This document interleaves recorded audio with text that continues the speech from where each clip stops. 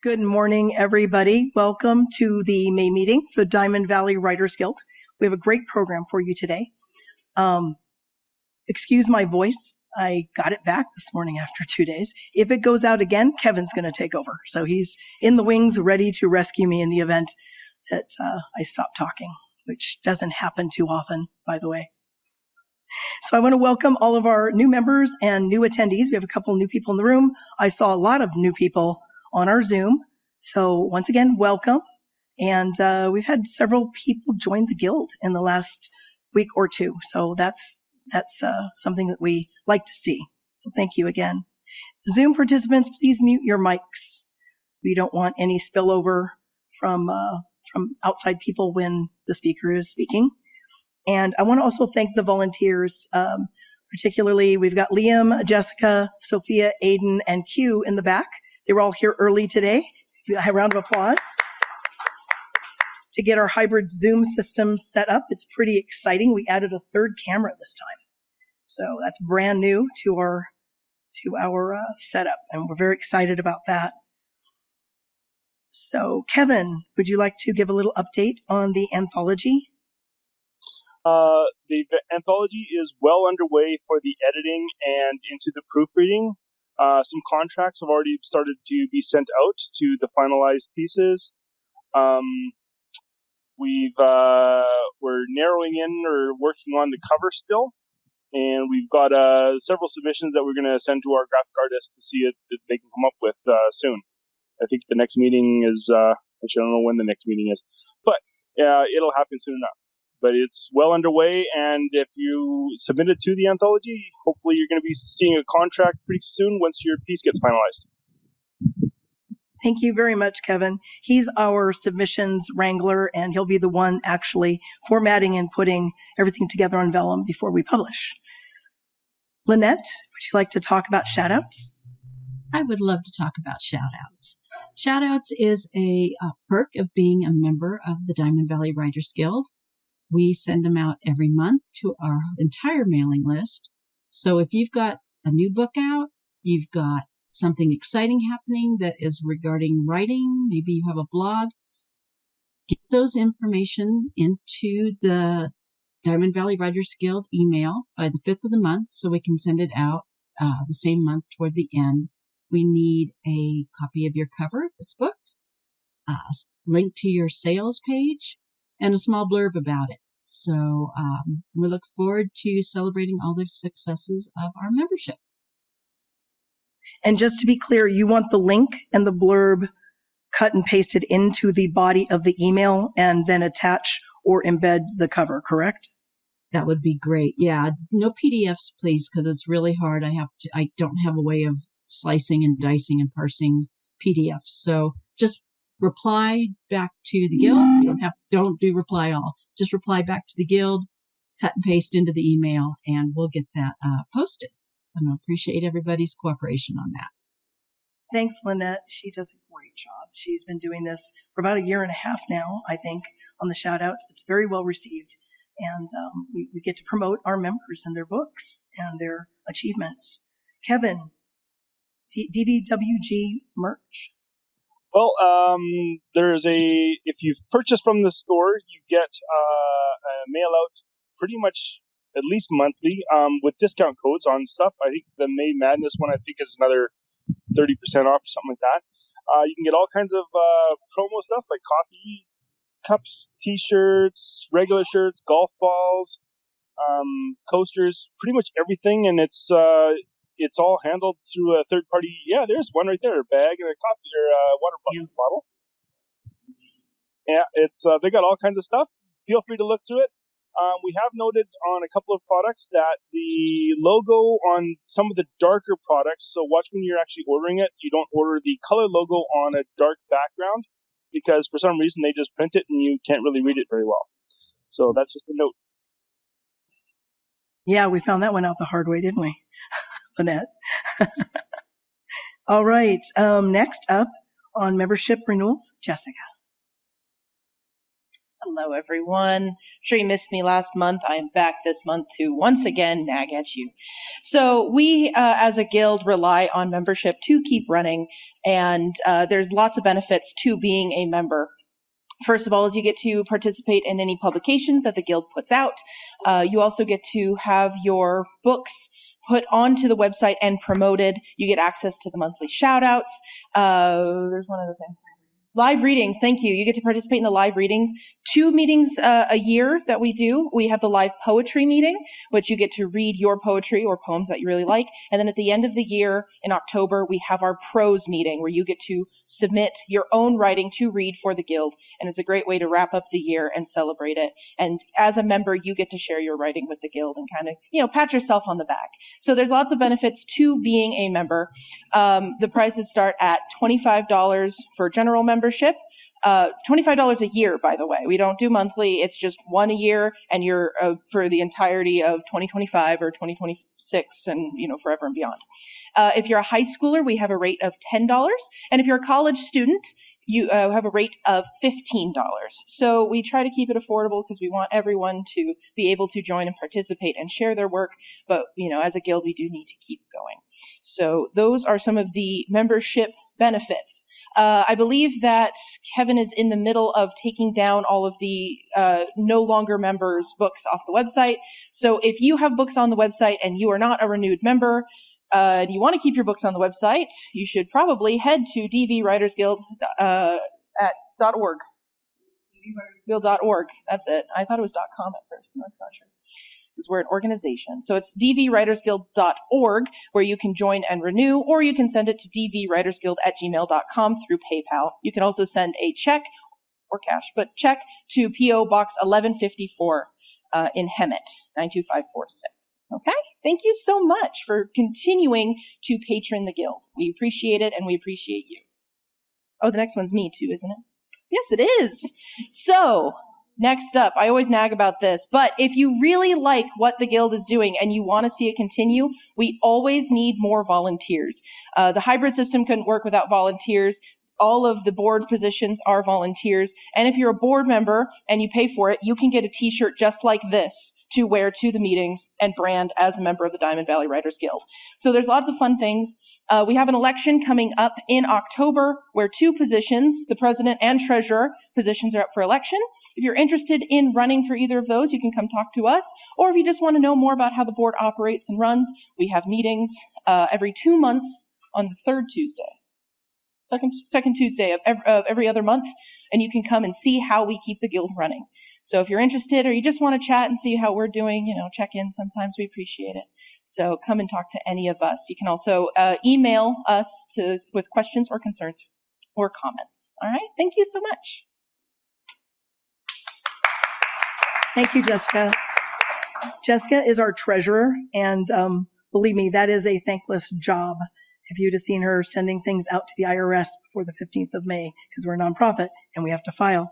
So there's a lot of work involved with that particular position. Regarding the position of president, that's what I am right now. I am terming out in October. So we are looking for someone who wants to step onto the board and perhaps run for president or one of the other positions. So if you have an interest, email the Guild. We'll get you information.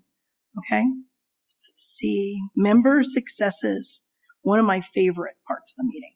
So anyone out there who has had a project start or finished a project they've been working on or have an idea for a project or published something or we're on a podcast or won an award, go ahead and raise your hand. We'll recognize you and you can come up to the mic. Does anybody have, or on Zoom, anyone have anything in the last month that they accomplished? I don't see anybody waving. Oh, I see one. Janine, she's one of our new members.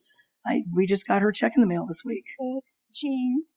And Oh, Jean. I just won the grand prize for Mystery and Mayhem at the Chanticleer International Book Awards. So that was pretty exciting. Jean, congratulations, Jean. Thank and you. tell everybody where you're at today. I am in Renton, Washington. Bet you it's a little chillier up there than down here. It's very rainy and gloomy. Well, thank you for coming in today, and congratulations on the award. Anyone else? Anyone else? Any project starts, awards, announcements? Anybody? I guess it's been a slow month. Okay. I have a couple of just brief announcements. There are several other writer-related groups that are in the Inland Empire and south of us. And so I wanted just to make mention, in case you're in other areas, the Inland Empire California Writers Club meets on the 4th Saturday in Ontario. If you want more information, I can put you together with the president of that organization. Temecula Valley Writers and Illustrators meets on the 3rd Sunday at Temecula City Hall from 11 to 1.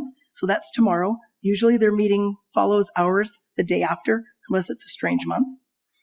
Writers Coffee House, that meets the first Sunday at Mysterious Galaxy Bookstore in San Diego. And that's less nuts and bolts writing related and speaker related. It's strictly a meetup talking about the industry, what's coming down the pike in publication, problems, issues, questions. It's a really great forum. It's more of a roundtable. Chamber of Commerce ribbon cutting will be next month at our board meeting. At our general meeting here. We'll do that before the guest speaker, because we are a member of the Chamber of Commerce, but we haven't had our ribbon cutting yet. We don't have a physical location, so they're just going to do it at our meeting. A couple other things. Moreno Valley Public Library is hosting an event to celebrate Black. Can someone mute? Who is that? You hear? Moreno Valley Public Library is hosting an event to celebrate Black writers on Saturday, June 14th from 1 to 2:30 p.m. You can go to the Moreno Valley website if you want more information. That's their public library. The last one is the 2025 Indie Author Project Contest for indie published books. The grand prize on that is $2,500, by the way. And they have multiple genres. Submissions are open through May 31st. So you have time if your book's published. You need to go to indieauthorproject.com. That's indie, I-N-D-I-E, author, A-U-T-H-O-R, project, Project.com for more information. So there's a lot going on in our area, and some of this is not limited. Sorry about that. We're having some bleed over from Zoom. Some of this is not limited to people who are only in the Inland Empire. The Author Project is, I believe, nationwide in Canada. So get out there and get your books into them. Let's see. Hey, Michelle, this is John. I couldn't get in on the shout outs earlier because I'm at a. Go. You have an announcement? Go ahead, please. Yeah, I can't even see what I'm doing. I'm at the it's the National Veterans Creative Arts Festival for their award ceremony, and I got the first place for creative writing. So I'm in Indiana right now, and thank you. I just wanted to share, what I'm doing, but I'll make sure I mute because I'm in a theater. We're displaying our writing here, and it's quite an honor to be recognized. So anyway, thank you for your support. You are very welcome, John. Congratulations. These are some of those if you ever want to get this out, right? Thank you. Anybody else with any announcements of things upcoming or that they have done? No? Okay. Then we'll move on to our writing tip for the month, and that will be Lynette. Thank you, Lynette. Hey, good morning, everybody. Today, we are going to talk about using strong verbs versus using adjectives. Adverbs. I say adjectives every time. Wrong. Using adverbs. And we know when we were in second grade, they talked to us about parts of speech. Nouns, verbs, adjectives, adverbs. So you got your nouns, person, place, or thing, or idea. We got our verbs, which are action words, and adjectives that describe things like, dirty dog or fast horse. Then we have our adverbs. Well, let's hear from some famous authors about what they think about adverbs. Stephen King said, "The road to hell is paved with adverbs." And Mark Twain said, "I am dead to adverbs. They cannot excite me." Well, what is an adverb? An adverb is a word or a phrase that modifies or qualifies either an adjective, a verb, or an adverb or a group. Mostly, adverbs tell you when, where, how, or to what degree. So, while many adverbs end in ly, there are some that do not. Here's a few of them. Very, often, now, fast, hard, in she works hard. Well, as in he plays the piano well. Already, here and there, like I put it here or I put it there. Later and soon. But we as writers want our readers to engage with our story. And part of the way we do this is by using strong verbs. A strong verb, in its very simplest definition, is a verb that changes to its past tense by changing the vowel without adding ed, d, or t. So some examples would be like come and came, write and wrote, speak, spoke, deal and dealt. Those are strong verbs. Weak verbs, on the other hand, change into their past tense by adding ed, d, or t, like walk or walked, wanted, spent. So, what you usually find is weak verbs go hand in hand with an adverb to help them along, such as the phrase look carefully. But that can be rephrased to a word like examine. It's more detailed, and it puts in the reader's mind the thing that we're actually trying to say. So using strong verbs makes our writing more exciting. Let's look at some examples. Say you use the word grab.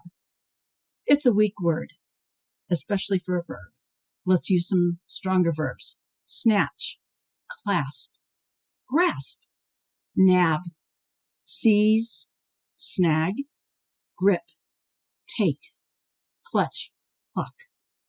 That gives movement to our sentences. It keeps our reader going in the direction we want them to go. One of the most commonly used weak verbs is run. Let's use something stronger. Excuse me. Sprint, bound, rush, race, charge, dash, scramble, dart. So, my fellow writers, your assignment, if you choose to accept it, is to search your current manuscript for verbs ending in ed, d, or t, as well as looking for those adverbs. Then I want you to grab your thesaurus or search the internet for strong verb replacements. And one of the things you can do in your search strings works really well, just put in strong verbs versus weak verbs. You'll get a whole list.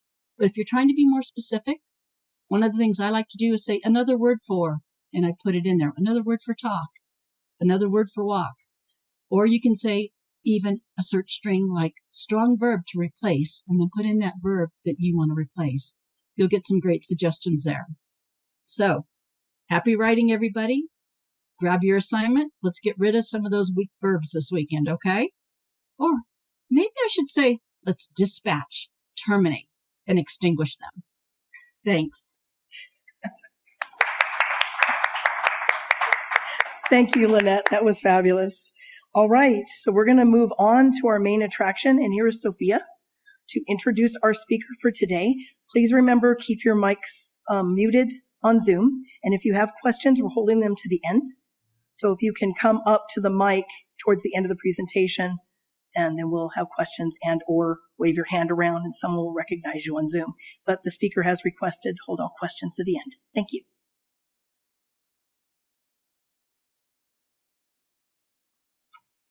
Hello, everyone. My name is Sophia Barber, and I'm the secretary of the Diamond Valley Writers Guild. And I'm going to give you a brief introduction to our speaker today, Michael Welker. He's the author of Blockbuster Blueprint, a step-by-step guide to crafting a best-selling story. He's a creative producer and technologist, a former Walt Disney Imagineer, and currently works as a producer with Universal Studios. Michael has spent a decade building theme park projects around the globe, including Shanghai Disneyland in China and Super Nintendo World in Osaka, Japan. He's also a self-taught software engineer with experience developing entertainment apps for PC and iOS. In short, Michael is a creative and technical professional who brings fantasy worlds, whether pages, parks, or pixels, to life. And today he's going to be talking to us about AI, a very scary subject, but I'm hoping that he can shed a little bit more light on it so it's not so scary.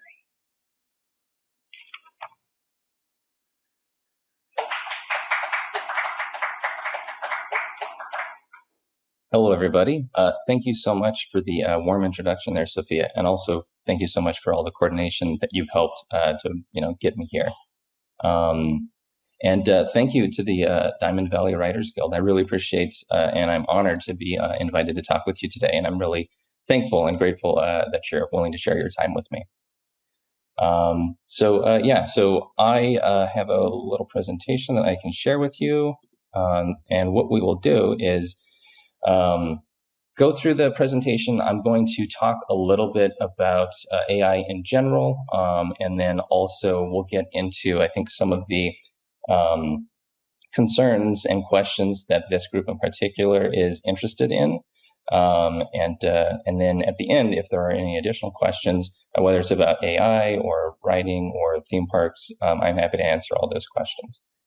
So today, Prompts and Prejudice, a writer's guide to what AI can and can't do. One of the things that's interesting about this talk is to stay on brand with today's theme. I actually used ChatGPT to come up with the title for this talk and the subtitle. Though it's not that clever, I had to kind of cajole it a little bit to get to something that was a little more interesting and not so dry when given it the prompt. Hey, I'm going to be giving a group of writers a talk on AI. Can you brainstorm some ideas for me? The initial batch of ideas were not very interesting.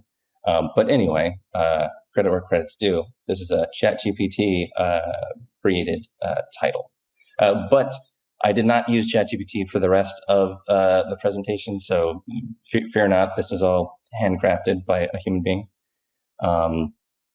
So just to talk a little bit about myself first, Sophia kind of gave you the introduction, covered most of the highlights there, but my name is Michael Welker, creative producer in the theme park industry. I work for Universal Studios, not in the film part of the company, so I don't really deal with the movies. I'm primarily in their theme park division.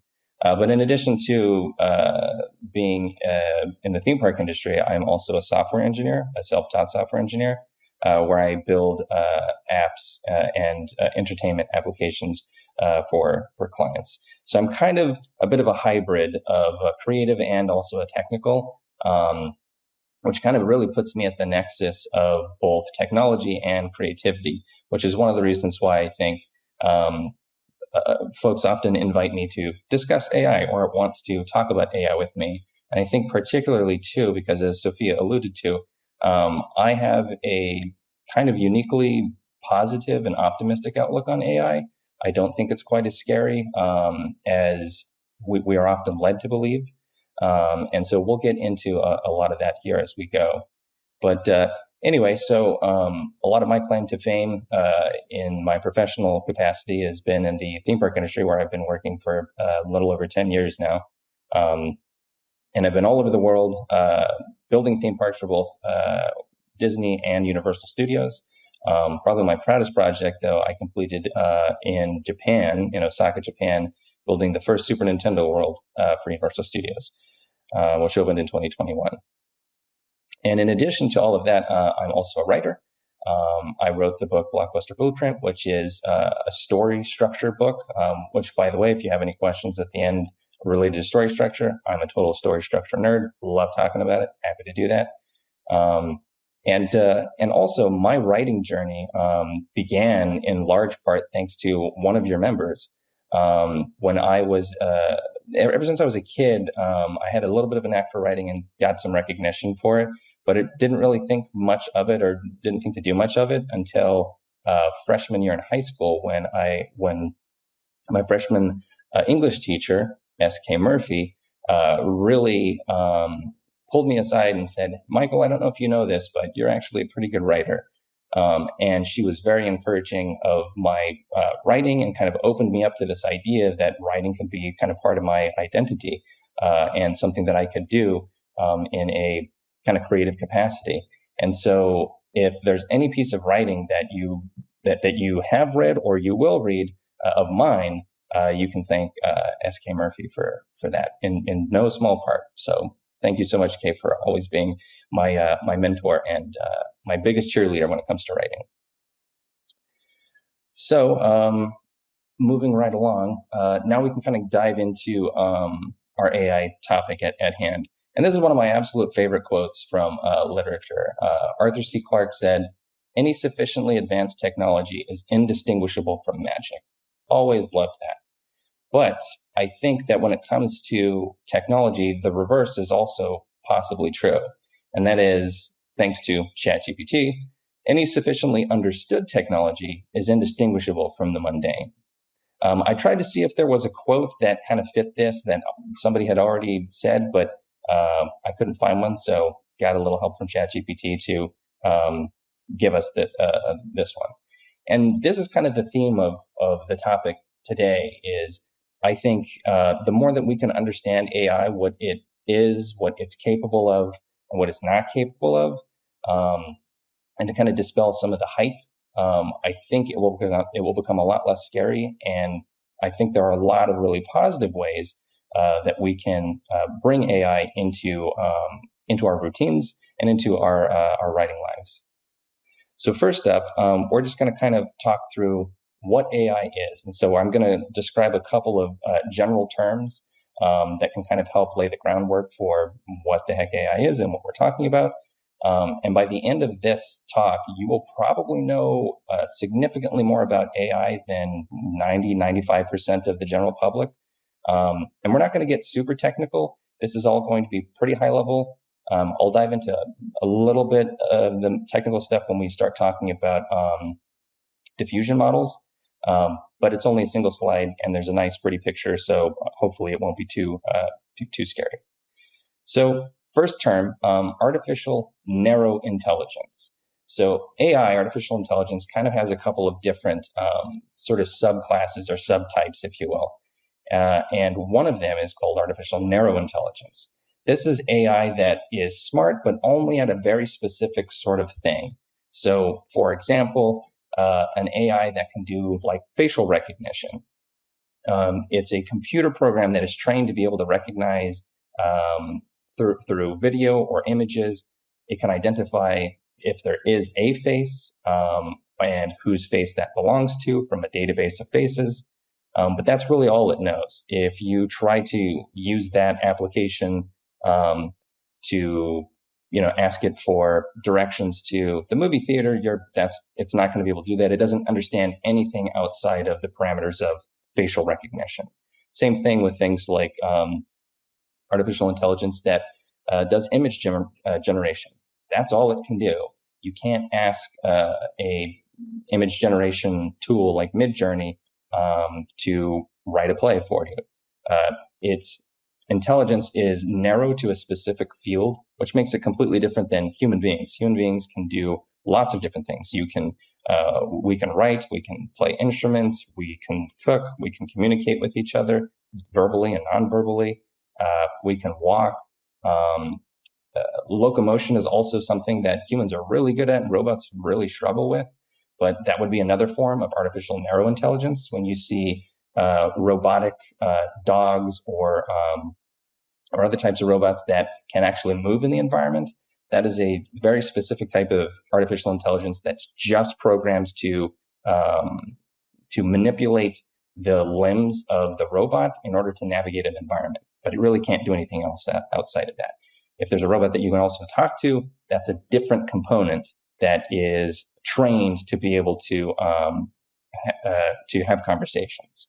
So artificial narrow intelligence is basically AI that can do like one thing, but its understanding of reality is very limited to that one aspect. This is different than artificial general intelligence. And this is the AI that a lot of, when you hear a lot of worry about AI and AI sort of like taking over, this is kind of starting to get to where that is, because artificial general intelligence is basically human intelligence. This would be where an AI is as smart as a human being. So anything a human can do or learn to do, this AI can do. So it's not a single narrow field of specialization. It's kind of broad and generalized. And then the next step up from that is artificial superintelligence. This is an AI that is essentially smarter than all human beings who have ever existed combined. It's an intelligence that is kind of unfathomable. We don't even really, we understand that this is possible theoretically, But what that actually would look like or what it would do, we don't really know. So just to recap, artificial narrow intelligence, very specific type of thing that it can do. Artificial general intelligence, human level intelligence, can do generalized tasks. Super intelligence, smarter than all human beings. And now to dive into a couple of other terms you may have heard and wondered, like what is that? What does that mean? How does that relate to AI? You'll probably hear machine learning come up a lot. And machine learning is basically, it's a discipline within software engineering and the tech industry where you can train computer models to adopt an artificial intelligence. And it's exclusively an artificial narrow intelligence. Even the big companies like OpenAI and ChatGPT, the things that Google's doing with Gemini, all of these are still narrow intelligence. Because ChatGPT's, the only thing that it understands is text. And we'll kind of get into exactly what it's doing in a second.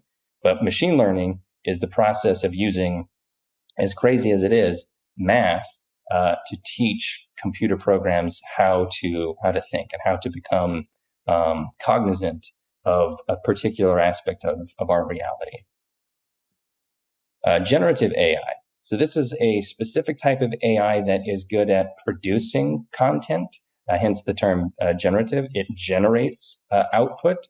So things like ChatGPT is a generative AI. You can give it a prompt and it will generate text for you. Stable Diffusion and Midjourney are generative image AI. So you can give them a prompt and they will create images for you. So that's what generative AI is. And then next, LLM, and these are like our last two technical terms here. LLM stands for large language model, which is what ChatGPT is, and also Google's Gemini, and to a lesser extent Siri.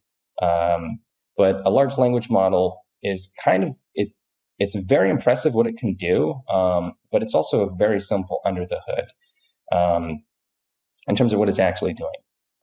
Large language models, all they really do is predict what the next word is. Given a sequence of words, what is the next word? What should the next word be?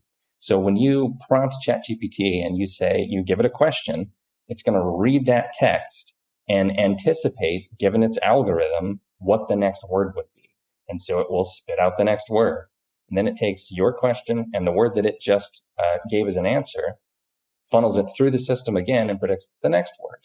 And it just keeps doing that until it reaches a point where it has completed its thought or completed the sentence. So it's not really thinking. It's a predictive model. It's anticipating using statistics and logic and an algorithm what the next word should be based on the data that it's been trained on. So it's basically scoured the internet or read a lot of text and has learned the patterns of, okay, when I have this word and the preceding words are this, the next word's probably this. And so that's what it is using to create its output. Still very impressive, but really at the end of the day, all it's doing, it's kind of a magic trick. All it's doing is just predicting what the next word is going to be. Diffusion model. So diffusion model, these are AIs that can basically create images. And the way that those work, this is one of the few diagrams I have in the presentation today. The reason they're called diffusion models is because of the way that they're trained. And the basic idea is that you are going to give this AI, as part of its machine learning process, a series of images, and also associated with those images, some text and labels describing what is in the image. So you would start with this picture of a cat on the far left-hand side. That's our initial data. We would feed that to the AI. And then with each subsequent picture moving to the right, we're adding more noise to the image. So it's becoming more pixelated, a little bit more blurry, a little bit noisier. And what we're doing is we're basically teaching the AI that if you start with this image and progressively with each step add more and more noise, eventually you're going to get this noise pattern on the far right-hand side. And so it learns basically how that image is distorted along the way. And then in order to create new images, we just run that process in reverse.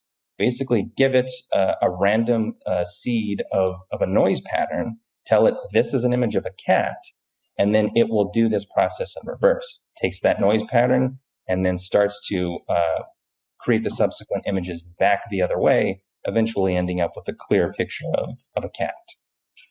So that's what a diffusion model does.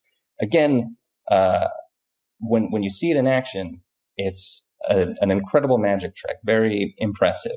But what it's actually doing is pretty simple, and also not. There isn't, despite the name, there isn't a whole lot of thought behind it. It's really just using an algorithm to perform a series of actions. Okay, so with discussion about how, like, some of the high-level terms about AI and also how it works. Now I want to get into talking about AI hype, because there's a lot of it, and there's a lot of discussion that has discussion in the media and in popular science about what AI can and can't do, that I think is a little bit overblown. So first up, this is Jensen Huang. He is president CEO of NVIDIA. NVIDIA is a tech company that makes graphics cards, so GPUs, graphics processing units. These are basically, inside of a computer, you have a couple of different, brains. You've got the CPU, which is a central processing unit, and then the GPU, which handles all the graphics and visuals. And in order to make visuals on a screen, you need a lot of processing power. What it needs to do in order to generate images on the screen is you're basically like identifying every single pixel and what color it should be. That the amount, the volume of processing required is too much for a CPU, so we offload it to a GPU. And so these GPUs are capable of processing enormous amounts of data, and that's one of the reasons why they're absolutely essential for training AI like ChatGPT and Google's Gemini. So you have these huge farms of graphic processing units that are used to train these models, and NVIDIA is basically at the top of the industry in this regard. And so right now, with AI as hot as it is, NVIDIA is really doing gangbusters. They have a lot to gain from AI taking off, and a lot to lose if the AI hype bubble bursts. And there was an interesting thing that happened very recently in March of 2025 at NVIDIA's GTC, which is their annual convention where they talk about the latest things that they're working on.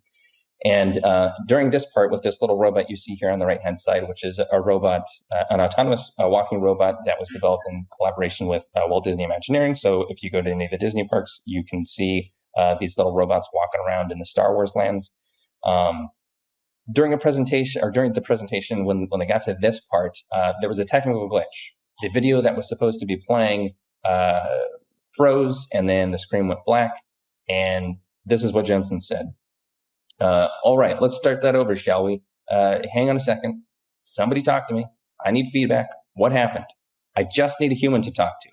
Audience laughs. Come on, that was a good joke. Give me a human to talk to. Janine, I know it's not your fault, but talk to me. We've got just 2 minutes left. They're re-racking it. I don't know what that means. And then the video starts playing again, and he walks off stage. What was really interesting to me about this is if there's anybody in the world who is the biggest champion of AI and would have a firm foundational belief in what AI can do and the future of AI, it's Jensen Huang. And when something went wrong on stage, the very first thing he did, like his knee-jerk reaction, was to reach out to a human being. He needed a human to talk to, as he in his own words. And this, I think, is very telling. I don't think AI is all smoke and mirrors, but I think what it's capable of right now is far more limited than what we are led to believe in the media. And I think this was a little bit of a peek behind the curtains. This was our Wizard of Oz moment where, oh, hey, Wizard maybe is not as big and powerful and scary as we thought. In addition to that, Apple, one of my favorite companies, but has been stumbling and struggling recently with their Apple Intelligence push. Apple has had Siri around for a long time, But Apple Intelligence is their sort of like their next wave of trying to bring artificial intelligence to their ecosystem. And it's been it's been a bit of a mess. They've had a lot of publicly embarrassing stumbles with Apple Intelligence, so much so that there's an entire ecosystem on social media posting Apple Intelligence fails. And so what you're seeing on screen now are just a couple of examples of prompts that either the user gave Siri or Apple Intelligence, or messages that the user received, and then you're seeing the resulting interpretation between, that Siri had or that Apple Intelligence had. One of my favorites is when somebody asked, "Hey Siri, when's the next Friday the 13th?" The answer was, "It's Tuesday, February 18th, 2025." So if you want a really good time, go do a Google search for Apple Intelligence fails, and you'll have hours of entertainment. But this has been very costly for Apple. They've invested a lot of money, a lot of years into trying to get AI up and running on their system. And Apple is a company with enormous resources and some of the most talented, tech minds in the world. And they're struggling to make it happen. And this, the takeaway that I have from this is that AI is just really hard. Despite as impressive as it is right now, it's very difficult to advance AI further. There is in the software engineering world, there's a saying that the first 90% of development time is needed for the first 90% of the code base, and then the remaining 90% of development time is needed for the last 10% of the code base. The joke being that it takes 180% of development time in order to complete the project. And the reason for that is because even beyond the software engineering world, even the theme park world, or any major construction project, or even a writing project, it's very hard to complete that last 10%. It's really easy to get started, and it's a little bit more difficult to progress and to get something to the 80% mark or even the 90% mark. But that last 10 to 20% is the hardest. Finishing things is really, really difficult. And where we are with AI as an industry, I think we've kind of plateaued a bit. I think we've really hit the ceiling, at least for now, of what it can do. And taking the next major leap forward is going to be really difficult. And another really good example here, and this one I pulled because this, I think, helps to identify and disillusion the fear of losing jobs. Will AI and automation replace human workers? Absolutely. That's already happened. That's going to continue to happen. But I don't think it's quite as imminent a risk as we perceive, particularly in certain jobs where you have a high level of creativity required, or problem solving, or human interaction. One of the best examples, especially in the software engineering world, there's been a lot of panic over AI replacing software engineers and taking all the programming jobs. And one of the biggest threats, at least apparently at first, was something called Devon AI, which was a company that had created an AI specifically with its narrow intelligence trained to write software. And there was a presentation that was given that seemed very impressive of the humans prompting Devon to write a piece of software for them, and it was writing code. But in the coming weeks after that presentation was given, there were more that folks had kind of pointed out and identified, things that looked a little fishy, like during the demonstration, there were large gaps in time. When you look at the clock, like after a prompt was given, the time jumps significantly. And it turns out that a lot of what the Devon presentation included was a lot of smoke and mirrors, was a lot of, this is not what the AI can do right now, but this is what we're trying to do with it. This is what we hope it can do in the future. And ever since, even some very senior level software engineers have tried Devon to see if they can use it to write software for them. And it just can't. It really struggles with anything beyond the absolute basics that, a junior developer might be able to contribute. It has a really hard time, and it has an even more difficult time with the larger the code base gets, which for any company that would have the resources to pay for something like Dev and AI, their code bases are going to be so huge that it's not really going to be very useful. You're still going to need human software engineers for the foreseeable future. So I think this also applies to other aspects of industries where AI is kind of starting to encroach. And I think we'll see a lot less of AI replacing folks and a lot more of AI amplifying folks, being a sort of a digital virtual assistant for some of these roles. Okay, so with all of that out of the way, now we're going to dive into some of the talking points and questions and concerns that I had Sophia's help with getting for this group in particular.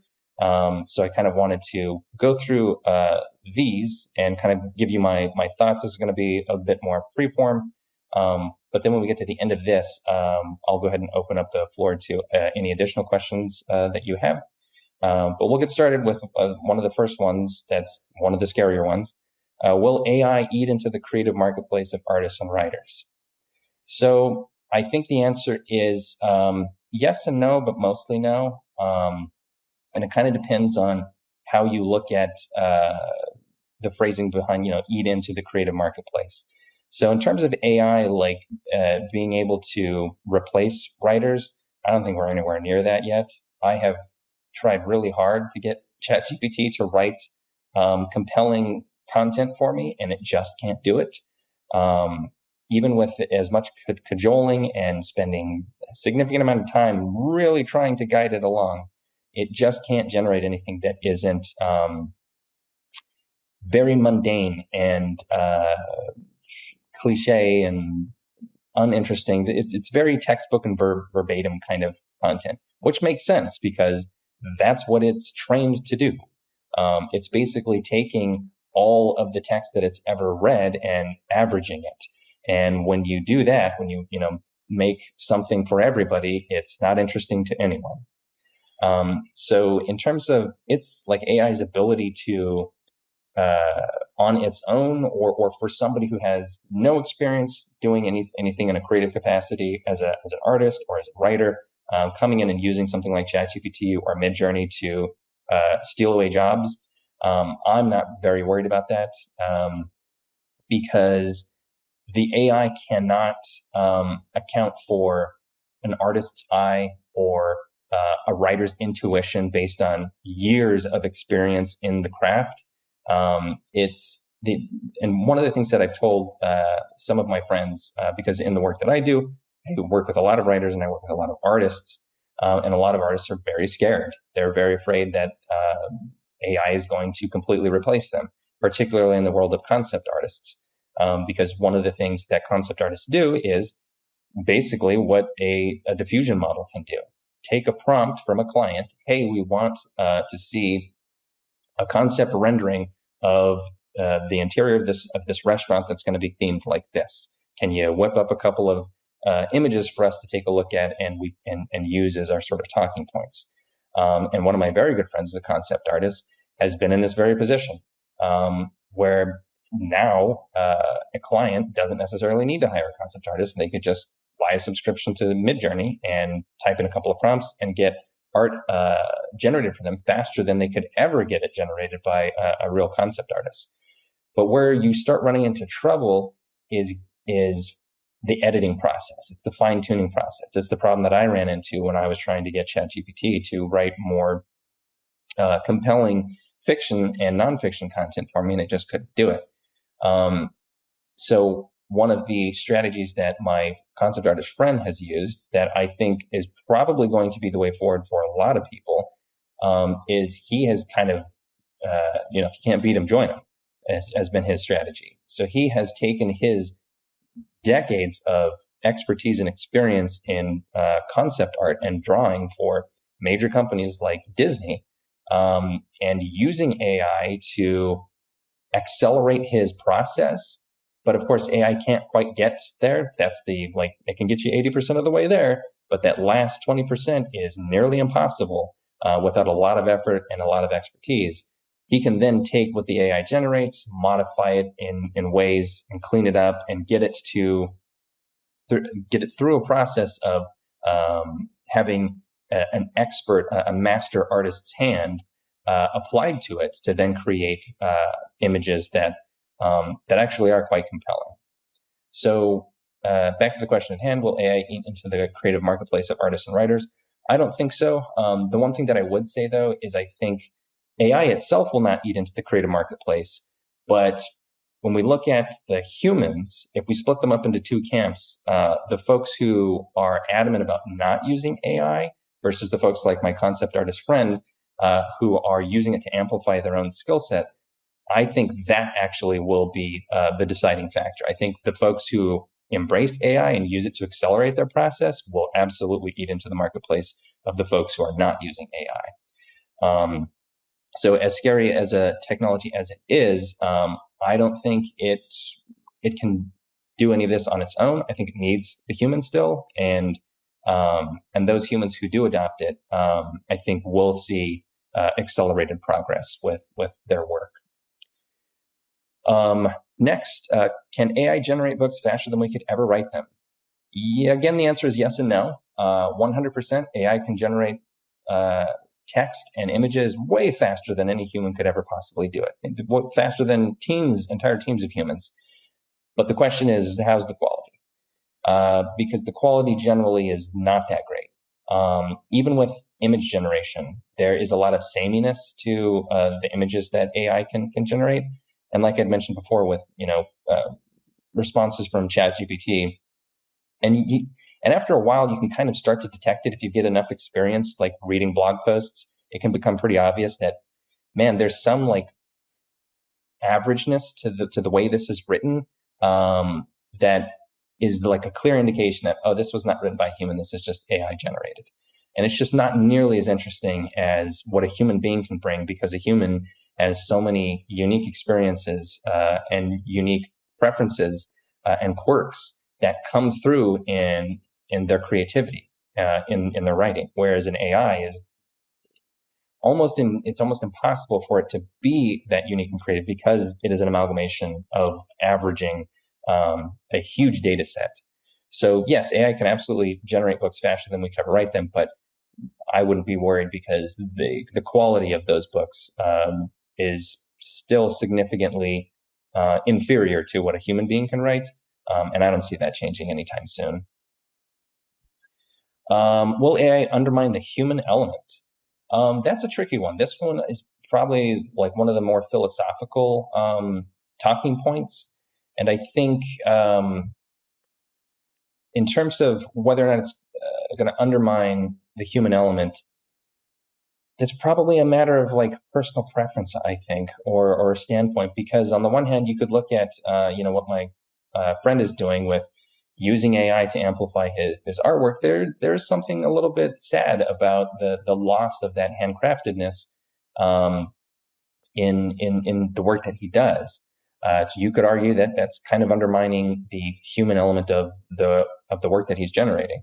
But at the same time, he's also able to generate more art than he could ever do when he was just doing it exclusively by himself, when he wasn't being AI assisted, which allows even more people to enjoy the artwork that he's creating, which creates the opportunity for even more people to be inspired by the work that he does. So I don't know, that this one's a little bit tricky. And I think that the biggest risk to AI undermining the human element is one of the risks with like large corporations trying to replace human beings with AI. This is something you saw a lot of with the actor strikes and the writer strikes in Hollywood, where actors were really worried about AI being able to replicate their likeness and having completely digital AI generated actors replace them. And a lot of the writers were really worried that these big companies, and Disney and Fox and Warner Brothers wouldn't need to hire writers anymore because they could just use ChatGPT to, write a screenplay. But I think those fears are valid in that I understand, especially when it comes to, a person's means of making a living. That's scary when there's something that's potentially going to take your job. But the way that I perceive this is that there's actually a huge opportunity here for the writers, and the bigger risk is with the giant corporations. Because looking back at the way technological advancements have disrupted industries like this, it's almost always worked out in favor of the independence of the individual creatives. So if you go back and look at the way Apple changed the music industry, as the internet age has allowed the democratization and distribution of digital assets and software that is capable of creating, of replicating everything you could have done in the past with a studio that was operated by a major record label, which was very expensive in the past. If you were a musician and you wanted to create an album and get it distributed widely, you had to go through a record label in order to do that, because there was just no way that you could, as an individual, afford to fund the infrastructure required to do that, to have a studio and to have a distribution network and cover all the different legal aspects and all of the infrastructure necessary just to support that, HR and accounting, and there's just no way that you could do that. But now, with the advent of iTunes and the digitization of music and what you can do on a computer, all of that power has transitioned from the record labels to individuals. Same thing happened and is continuing to happen with the media. Historically, in order to broadcast video content to the world, you needed a studio, you needed a production studio, and you needed a large company to fund it because all of that infrastructure is very expensive. But nowadays, everybody's got one of these in their pockets, and you can record in high definition and post it up on YouTube as an individual, making independent journalism flourish now. You don't need to have a giant corporation with all the baggage of a giant corporation's interests at heart that may sway the news that's reported one way or another, or going back to that sort of averaging effect, creating video content that needs to appeal to everybody, because there's only a small number of studios that actually have the means to make video content. You don't have that anymore, because now you can find a YouTube channel that's sole focus is about the study of leafcutter ants in the Amazon, and that's all the channel is about. And so for those folks out there who are interested in very niche content, there's an entire industry where you as a content creator are completely empowered to make that kind of content. And I think the same thing is going to happen with AI. I think the major studios should be much more worried than the individual writers and the creators, because the fear right now is that, oh no, with AI, these major studios aren't going to need us anymore.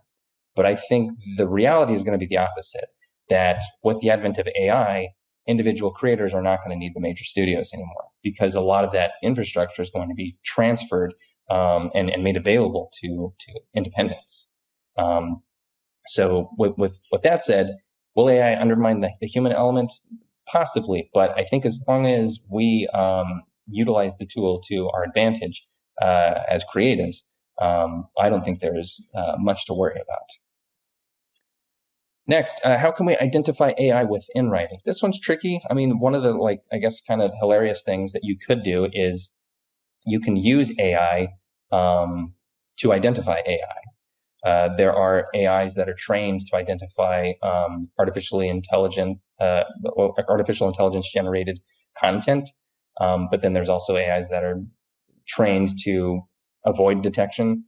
So it's tricky, but I think with enough exposure, it's not impossible to develop like a spidey sense of this smells a little fishy, this smells a little bit ChatGPT.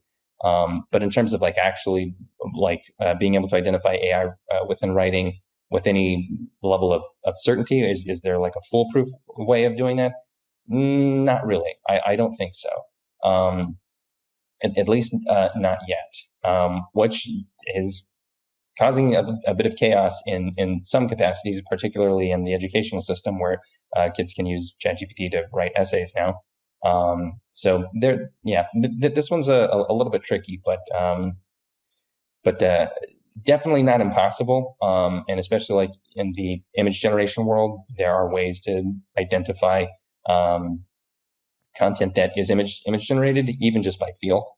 But a good question, good concern, nonetheless. Okay, what is the legality of using AI in writing? This is a really good question, and this is the answer is we don't really know yet. There are multiple judicial questions up in the air right now with the legality of using AI, not just in writing, but also in other capacities. There's a major class action lawsuit happening right now where a bunch of artists are suing the companies that do image generation like Stable Diffusion and Midjourney and DALL-E because those companies trained their AIs on the artist's copyrighted art without permission. And the question is that okay? Is that not okay? We don't really know. This is all new territory for the lawmakers, and they're still trying to figure it out. The one major thing that has been decided, at least the last time that I checked, was you cannot copyright AI-generated text. Meaning, if you prompt ChatGPT to write you an entire novel, you can't actually copyright it. And so what does that mean? So copyright is basically just the exclusive right to replicate a certain type of content. In this case, it would be a book. So if you handwrite a novel, even without submitting it to the Copyright Office or to getting it trademarked or patented or whatever the type of content is, if you've just written it down, if you've captured it into into some kind of digital or physical format, it's copyright protected by the United States. The registering it with the Copyright Office just allows if and when you were ever to need to take legal action, it would just make that process a little bit smoother. But even without doing that, anything you write is copyright protected, meaning you have the sole right to replicate it, to reprint it, which is how you can make money as a writer, because you can grant a license to Amazon or a publisher to reprint your work for royalty. Can't do that with AI writing. It's kind of messy because there is a bit of a gray area between work that is, hey, AI generated this and I kind of edited it a little bit. Like, is that copyright protected? Don't really know. But generally the courts have been ruling on the side of AI generated content is not copyright protected. And then in terms of the legality of like, this AI was trained using somebody else's content and they didn't get permission for that we're still waiting to see how that's going to shake out. But there are a lot of parties that have investments on both sides. So all of this is still happening in real time. I think our legal system is a little bit slow, still trying to catch up with the legality of this new technology. So we'll have to wait and see. But for now, those are at least a couple of talking points that I know. Do we own what AI generates for us? Similar to the previous point, not really. That is still a bit of a great question, but again, AI generated text is not copyrightable, and AI generated images fall into the same bucket. But if you edit or manipulate that content and add enough of your own human generated components to it, does it then become does it then fall into a category of like you being able to own it? Unclear. So the waters are still a little bit murky. All right. What are the pros and cons of using AI for creative writing? Really good question. And I think we've talked about quite a few of them so far, but I think the pros for me, because I do use ChatGPT quite a bit for when I'm working on writing or doing fiction content, but not in the way that I think is the most obvious, which is just to write a prompt and write me chapter 1. That doesn't work because, as I said before, ChatGPT is not very good at that. But what ChatGPT is really good at is basically being a virtual assistant, like a virtual research assistant, or like the equivalent of an intern, or having a phone a friend editor. So I use it for that all the time. If I don't want to do the work of like scouring Wikipedia and trying to find research articles on this historical period and this figure, and like how do the geopolitical mechanics work between these two countries, I just ask ChatGPT to summarize that stuff for me, and it gives me high level points where I can then I can go in and ask it about a topic I know nothing about, and immediately get a sort of bird's eye view of like, oh, okay, these are the interesting things that I can then go research further or ask it to research further. So I think using it as like a research assistant is really helpful, and also as a brainstorm partner. So, for example, I need to create a character. This character is this nationality. They're this age, so they were born in this time period, and I want the name to evoke these kind of feelings. Can you generate 20 names for me? And it'll generate those names, and then I get to put on my editor's hat, my creative editor's hat, and pick from those names the ones that I feel are most relevant, or ask it to generate another set and brainstorm some more. Those are still not good enough. Please brainstorm some more, and it won't complain, and it can do it really quickly. So using AI as a way to kind of be an assistant, somebody, if you're in the driver's seat, AI is kind of, riding shotgun and helping to, when you need to know, hey, we turn in right or left up here, which way to the nearest rest stop. That's kind of like where I think AI can really shine. And then as far as the cons, I think the biggest con here is expecting too much of the AI. And readers really don't like AI generated content. And the few books that have, or at this point, maybe it's a bunch, but any of the AI generated books that have appeared on Amazon, on Kindle, the reaction from readers is strongly negative. And in some cases, Amazon has removed those books entirely because the reaction is just so negative. So readers can detect it. They can smell it. Like, you really can't lean super heavily on AI to generate content for you. You really need to use it as a tool to supplement and amplify what you are already doing. So the biggest con really is anything that it generates, you can't actually legally copyright it, and it's just not that good at generating anything super interesting or useful.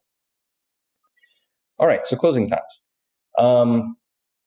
As I hope you've gathered from the talk today, I have a pretty optimistic view on where we can go as creative folks with AI. I am nowhere near as afraid of AI as I think we're often led to believe. You'll often see in the news or on social media, AI, I told ChatGPT, like, make me build a company for me. And then it went and did it. And now I'm a millionaire. Like, that stuff is so hyperbolic and far-fetched, and it's just not true. The reality of what AI can do at this point is still very limited.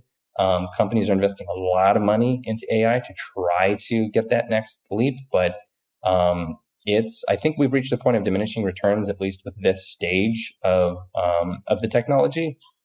It will continue to develop and improve, but it's just nowhere near the point of being, like a Skynet, and the machines aren't, taking over the world. They're not going to completely destroy humanity. And most of AI is still stuck in the narrow intelligence bracket. We haven't achieved artificial general intelligence yet. When we do achieve that, then the game is going to change significantly. But I think that's pretty far out into the future. Industry experts don't really agree on when we're going to achieve artificial general intelligence. The estimates are anywhere from, hey, it's coming in the next 2 years, which they've been saying for the past 10 years, to 50 years, to 100 years, to it's impossible, we're never going to get there. I'm in the camp of we will get there eventually, but probably closer to 100 years from now, maybe 50 years. There are a couple of other technological or a couple of other technologies that if they come online, we might be able to get there faster, like quantum computing could rapidly generate or rapidly advance our ability to solve this problem. But for now, I think it's pretty far off. And as far as it applies to creative folks and writers, like I had said before, I think it's possible to use this tool to really take advantage of sort of divorcing ourselves from the need of these like larger corporations and organizational entities that historically were necessary to be able to create content for ultimately readers. That's the whole point of everything that we do as writers, is to get that book into the hands of a reader, to give them an experience, to transport them. And in the past, in order to do that, you had to work with a giant publishing company, because they had the printing presses and they had the marketing teams and they had the distribution networks to get that book into stores. But with the advent of Amazon and the Kindle, and with how much computers have advanced, anybody with a simple computer and an internet connection, you can write that book yourself and get that book into the hands of readers without any of that infrastructure that was required before. And I think we're going to see something similar happen in the world of AI, where as long as we can understand that it's not so big and scary, it's really a pretty simple technology, even though what it's doing under the hood, it requires complex amounts of computation and math. It's not that smart yet, but it can really be a tool that we can use to our advantage. And I foresee the future of writing and book creation and the creative enterprises of folks all over the world. I see a lot more democratization and a lot more accessibility for us to be able to get our creative works out into the world. And I'll end on this last quote that I really love, and that is, humans are slow but smart. Computers are fast but dumb. If we can put them together, we can do amazing things. And that's my talk. Thank you very much. Excellent. Thank you, Michael. So we'll open it up now for questions. Does anyone on Zoom have any questions? Anybody in the room? Go to the mic. Go ahead and go to the mic. Dee has one on Zoom when we get a chance. Okay, go ahead, Dee.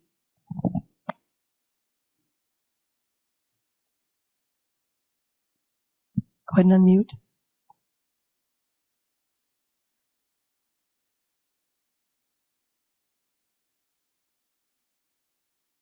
Somebody on Zoom have a question? Okay, then. I have a question. I'm on Zoom. I have a question. I just can't figure out how to raise my hand. I can't find the link for it. Oh, you can just like wave at your camera and we'll see you. I don't have my camera on. This is Jan Meyer. Go ahead, Jan. Okay, my question relates to one of the later points you made about creative writing use AI as a researcher. Like, for instance, this past week I learned that mushrooms is the only non-animal source of vitamin D. That's kind of like a facts and figures thing. I wouldn't be able to chat with my friends and have one of my friends tell me that. They probably don't know that any more than I did. But recently I asked it a very specific historical question about the history of a certain subject, which I'm very, very familiar with, and I don't want to divulge the question I asked it. But the answer it gave me back, and this was the Google reply, Google website reply, was very incomplete. There was like 7 different people that were involved in such and such an act, and it only listed 2 of them, and they were the most recent 2. And so when I read that, I thought, well, AI isn't good for much because it's leaving out most of the history. But when you rephrased it as a researcher, I said, well, what if I hired a high school kid to ask that question too? And he came back with 2 of the 7 people that did such and such. That is a researcher. So I'm wondering, should I really be complaining that AI didn't answer the question fully, or should I say the AI is filling in my background as a researcher and consider it a research assistant as opposed to they have all the answers, because they don't. Right. Yeah. No, that's a fantastic point. And yeah, that's the thing is like human beings make mistakes. And in a similar way, AIs can also make mistakes. And there's also something that I probably should have mentioned. And so thank you for your question, Jan, because it reminded me. One of the things we need to be careful about when using AI, especially ChatGPT, is they have a tendency to hallucinate. They will come up with answers and make suggestions and state facts that simply are not true. And they'll say it with such veracity that you would be led to believe that absolutely must be true. But for whatever reason, there is a weird quirk that sometimes, Gemini or Apple Intelligence or ChatGPT will give you an answer that is, like you said, Jen, incomplete or even contains content that is incorrect. So whenever I'm using it, I always use it as sort of a starting point, as sort of a start there, but verify if there's going to be any content that I actually am going to use or look further into. So yeah, that's really, really good point. Thank you very much. Good talk. Sure. Thank you. Greg in the room has a question. Go ahead, Greg. I almost forgot what my question was, but considering that ChatGPT looks at all the information that it has available to it, which is the internet of information, is ChatGPT smart enough to recognize all the misinformation that it's analyzing, or does it look at all information as accurate information?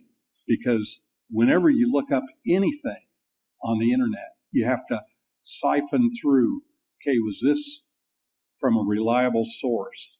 Does ChatGPT have that ability yet to figure out if it's using that misinformation and giving it as if it's accurate information?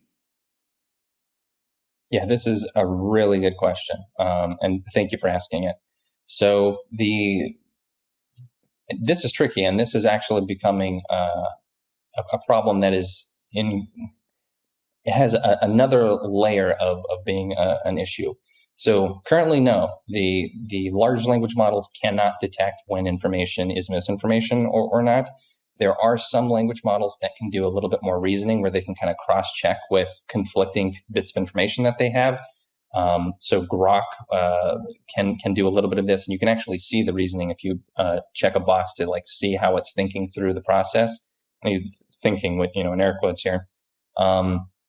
But there really isn't a surefire way to for it to detect information that is accurate versus information that is just made up.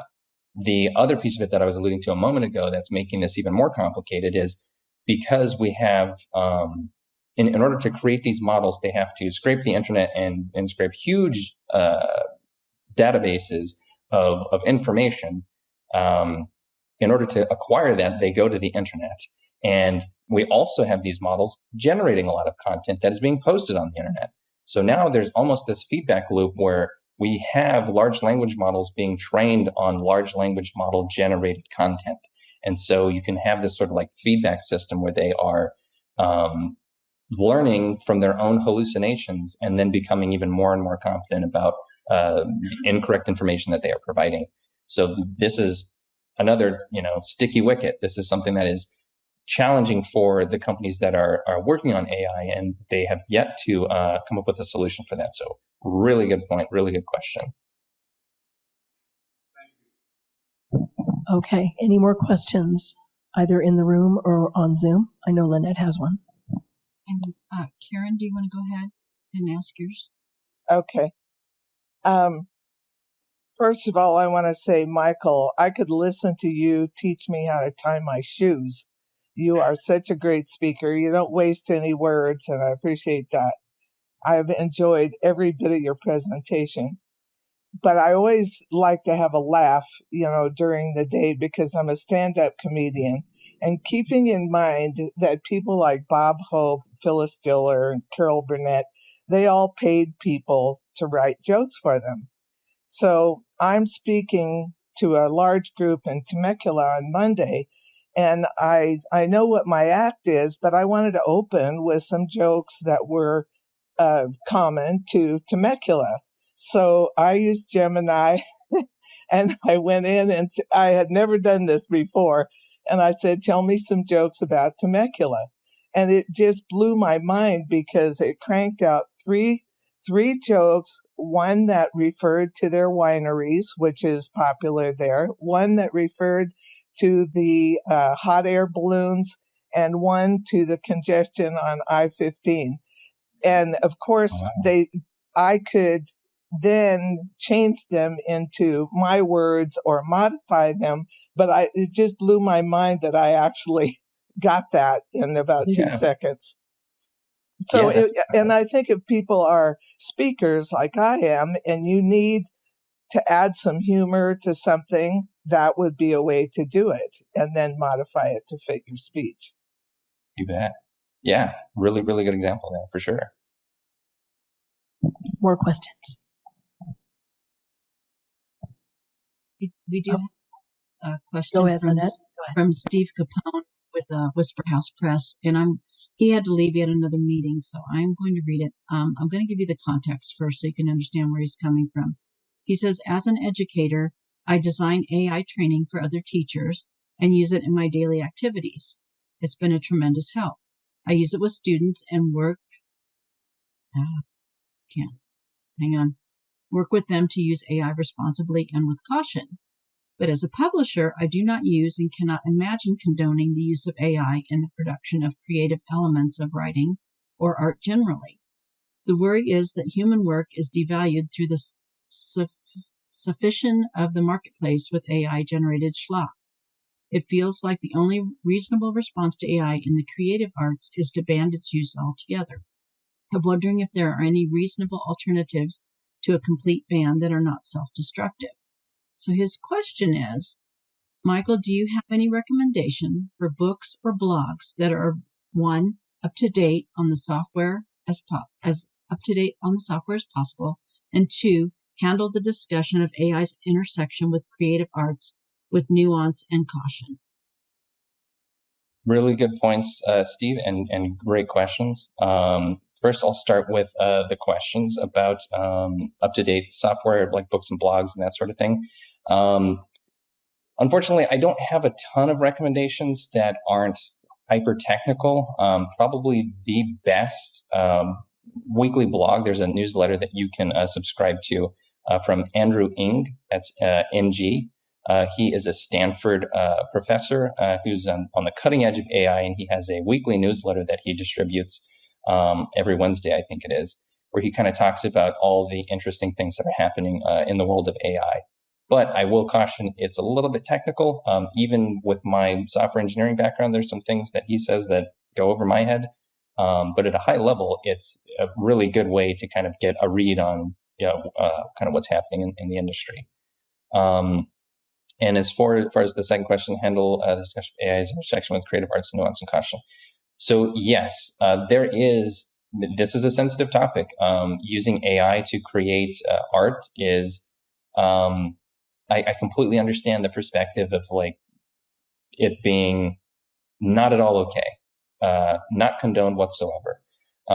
My perspective is a little bit more nuanced. I don't think an outright ban is necessary or even beneficial to greater society, because from my perspective, the most beneficial outcome is more art in the world. The ability to create more artwork that can affect humans and can connect with people is the ideal outcome. Obviously, we don't want schlock, we don't want garbage, but there's also an argument to be made that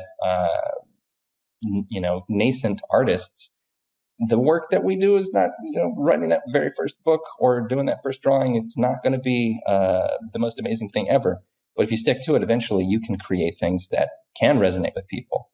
And so, in the case of like the concept artist friend that I have, him being able to get more art out into the world and to affect people in positive ways, which I've seen, as long as those folks are open and receptive to the idea that, hey, just so you know, this art is AI assisted. This is not 100% made by a human being. So just so you know, with that caveat, enjoy with that one condition. And some people don't care about it, and they're just happy to have more art from my friend. And so, with that said, it's tricky, and everybody's going to have their own personal opinion. But from where I'm standing, I think AI is a tool just like any other, just like the ability to write or to type on a keyboard is significantly faster than writing by hand. Granted, there are arguments there are arguments for handwriting over typing because it forces you to slow down and think a little bit more deliberately about what you're writing, and so the quality of the writing might be better. But I know some writers, like Michael Crichton, couldn't do it by hand. They have to do typing because it's so much faster. And in the same way, that's my perspective on AI is that it is a tool that can accelerate our ability to create art, and not to replace us. That may happen eventually.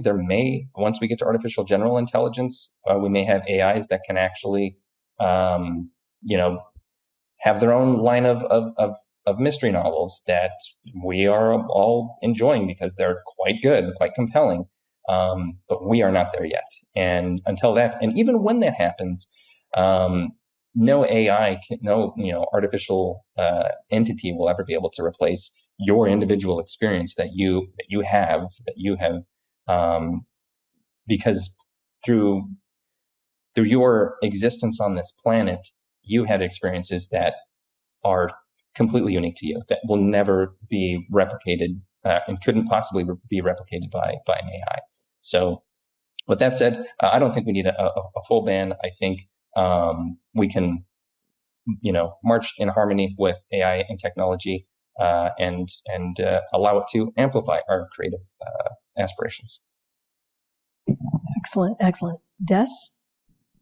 Go ahead.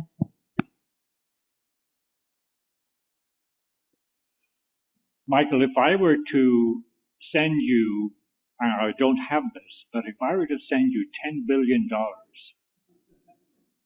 what are the two things you would do? First of all, you'd have to write me a check for finding it. But apart from that, where would you devote your attention, and what aspect of the industry would you most want to research? Wow, that's a remarkable question. $10 billion is a lot of money, but in the AI, spend that pretty fast. And yes, of course, I would absolutely make sure you get that check, your finder's fee. But where would I invest that? What would I want that to be spent on?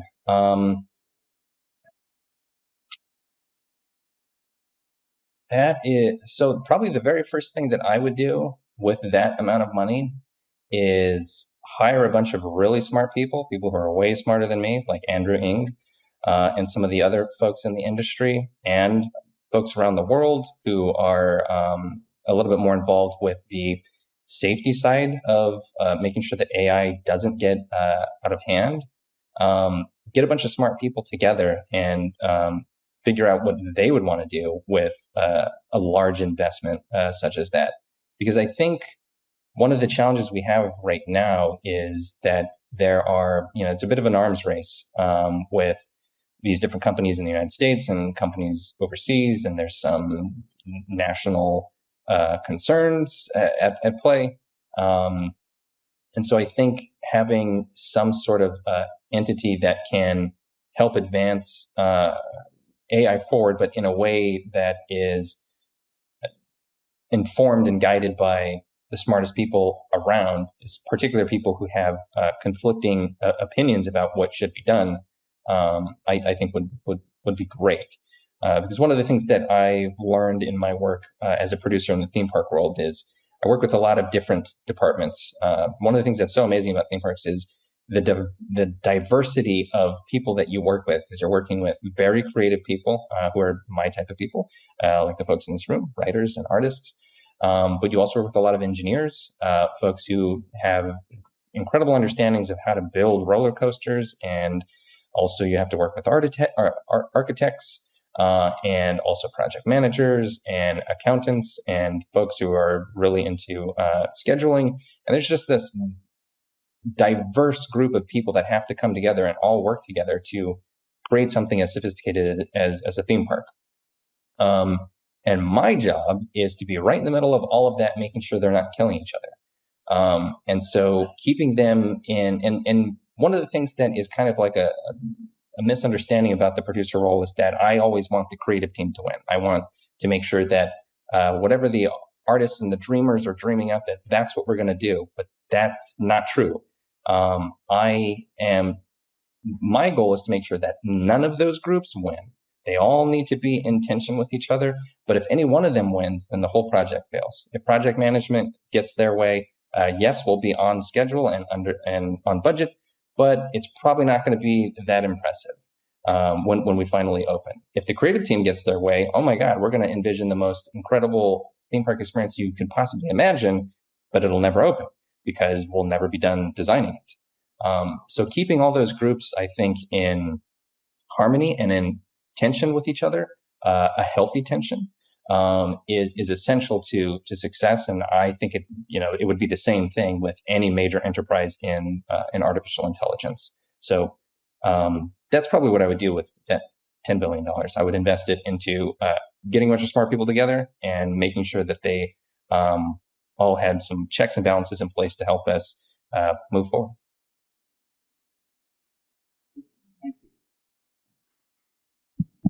Very good. Anyone else on Zoom or in the room that has a question for Michael? No? Okay. I do. Oh, there we go. Okay, go ahead. Yeah, this is LJ McLean. I'm also the technical advisor for the Temecula Valley Writers and Illustrators. I'm pretty much on the side of cautious but observant of the AI field. Pretty much felt really closely affected by the Writers Guild strikes a couple of years back, even though I wasn't really part of it. But I see more as an issue. I see an issue of the environmental impacts. I've seen articles about super huge data centers and AI-driven only data centers that are only made just for like ChatGPT and Midjourney. What are you saying as far as like trying to scale that down to where it's not like what Tron mentioned in the chat, like spending so much energy just to make one prompt, just to satisfy one prompt? Yeah, no, it's an excellent question or statement, because yes, artificial intelligence requires tremendous amounts of energy in order to both train the models and to run the models. And in fact, I had a section in my, I had planned to have a section in my presentation specifically about this, about the environmental impact, but just didn't have time to include it. But yeah, this is one of the reasons why you're seeing companies like Microsoft starting to talk about investing into nuclear reactors, because that's how much energy they need to run these models. And that, going back to, Wes's question before about the $10 billion, that's precisely why I would have that panel of experts, because this is something that needs to be discussed. This is something we need to talk about, the environmental impact of training these models. Because like with anything, there is no, there's rarely a right and wrong answer. There are usually only trade-offs. Yes, we can benefit from using these artificial intelligence models that require tremendous amounts of energy, but is that worth the trade-off of the environmental impact or the additional spending that we're going to have to invest into cleaner energy resources? So all of it is, it's a matter of assessing the trade-offs and deciding collectively what we believe is worthwhile. And there isn't an easy answer to this one, because obviously AI is very hot, very popular, very useful, but it is tremendously expensive, both in terms of finances and infrastructure and energy requirements to operate. And is that a worthwhile trade-off? That's not for me to decide, but for us collectively to weigh in on. So really good question, or good topic. Thank you. Sure. Any more questions, either in the room or on Zoom? Anyone? No? Lynette, is there anybody on Zoom? I think we're good, Michelle. Okay. Well, first off, I want to thank Michael for what an amazing presentation.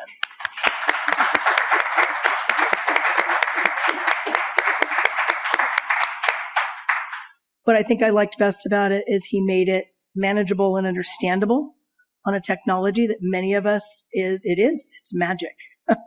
So it's nice to have the detailed explanation, breaking it down the way you did. So thank you very much. I'm going to turn it over now to Jessica. All righty. So I'm going to be telling you about next month's meeting. Next month, we are going to have a very special guest to come and speak on how to be interviewed, or podcasting for writers. Podcasting is the new mainstream media for authors. Landing an interview on an established podcast is an opportunity to share your author's story arc, build your audience, and promote your work, which translates into more book sales, if the podcaster knows what they're doing. Unfortunately, many don't. In this interactive session, Bing Bruce will show you techniques to keep the interviewer on track, steer the discussion in order to get your message out, and when necessary, take over the interview without offending the host. Now, Bing Bruce is the creator of Rise Above the Noise Podcast Academy and the author of Rise Above the Noise, A Beginner's Guide to Podcasting. Through a program of hands-on instruction, he helps individuals and groups master the art of professional podcasting. His extensive background in radio, television, and live production includes hosting morning radio shows, commercial and radio play voice work, and event emceeing. He also produced and directed numerous music videos, commercials, 2 nationally syndicated TV shows, and co-produced an award-winning short film. Bing has built a dynamic career as an on-air personality, producer, and educator. He owns and operates Raptor Films and maintains 2 recording studios in Southern California. And he will be here next month in June to teach how to be in person to be a good interviewee. So please join us next month to welcome Bing Bruce. Thank you. Thank you, Jessica. Oh, you had one more. You moved too quick. Do you want me to do the reminders? Okay. Can't get rid of me that easily. All right. So just a final wrap up. Just to remind you, we are always in need of more volunteers, whether it be board, tech team, if you want to host your own writers group, anything like that, or you just want to get more involved with the guild. Please come see any of us board members and we'll give you more information. Also, don't forget that if you need to renew your membership, you can do it on the website through PayPal or sending to our P.O. Box 1154, Hemet, California 92546.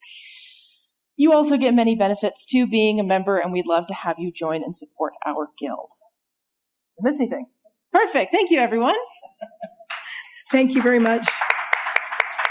I do have one announcement. We actually had somebody on the meeting join and pay during the meeting today. So that was pretty cool. So Steve, welcome to the guild.